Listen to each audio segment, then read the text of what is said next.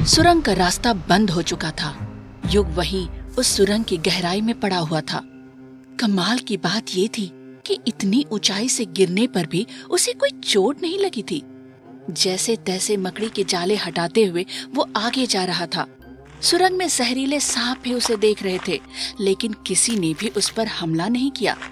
एक रास्ते पर चलते चलते युग वहाँ से बाहर आया। वो अपने घर की तरफ जा ही रहा था कि तभी रास्ते में उसे ऋषभ मिल गया। क्या हालत बना रखी है, कल से कपड़े नहीं बदले, स्कूल नहीं चलना क्या? कितना बज गया अभी? देर हो गई मेरे बाप, फटाफट चल। युग ऋषभ के साथ स्कूल की तरफ चला गया। जैसे ही युग और ऋषभ स्कूल के गेट के पास पहुँचे, वॉचमैन ने युग की तरफ देखा। वेलकम युग, आ गए आप भी? जल्दी जल्दी जाइए, कहीं पहली क्लास मिस ना हो जाए। वॉचमैन का बिहेवियर देखकर युग के होश उड़ गए। ये पुराना वाला वॉचमैन फिर से आ गया।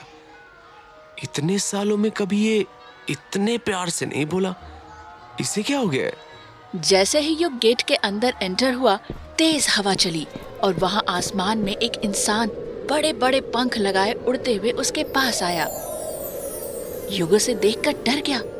उसे लगा पता नहीं ये कैसा अजीब सा जीव है। ऋषभ, ये देखा तुमने? हाँ देखा, तो क्या हुआ? अरे वो जो अभी। युग बोलते बोलते चुप हो गया। वो चुपचाप सीधे क्लास में गया। वहां पहुंचकर उसने अपना बैग निकाला ही था कि तभी उसने सुना 2 स्टूडेंट कानाफूसी कर रहे थे। यार 25 दिन बाद स्कूल का एग्जाम है, कुछ नहीं पढ़ा, कैसे क्लियर कर पाऊंगा? भाई मैंने इसीलिए ही पहले ही रिवीजन कर लिया था, सारी मैजिक ट्रिक्स परफॉर्म करके देख ली। मेरा तो एडमिशन पक्का है विजार्ड स्कूल में।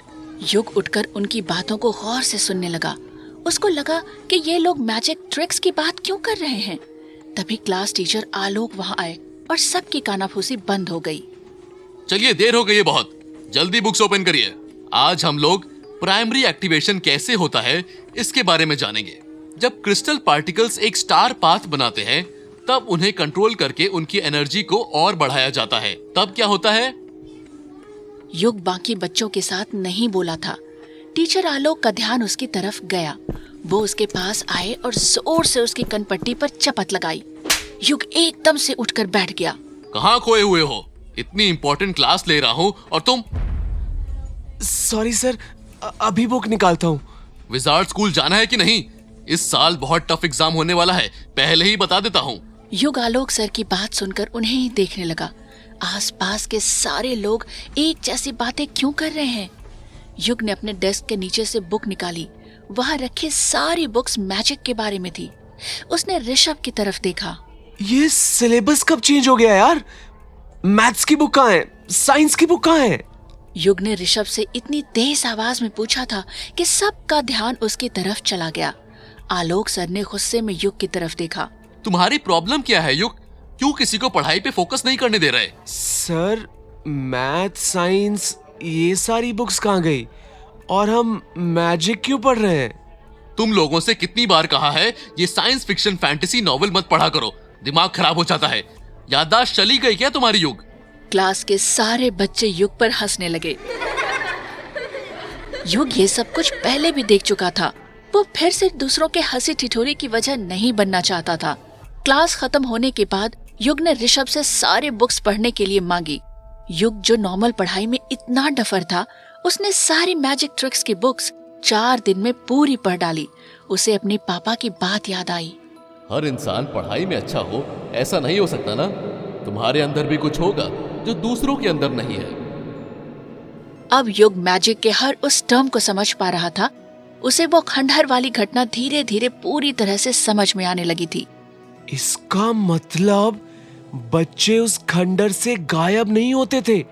उस चबूतरे के नीचे बनी सुरंग इस पैरेलल वर्ल्ड का रास्ता है। सब कुछ पहले जैसा है और कुछ भी पहले जैसा नहीं।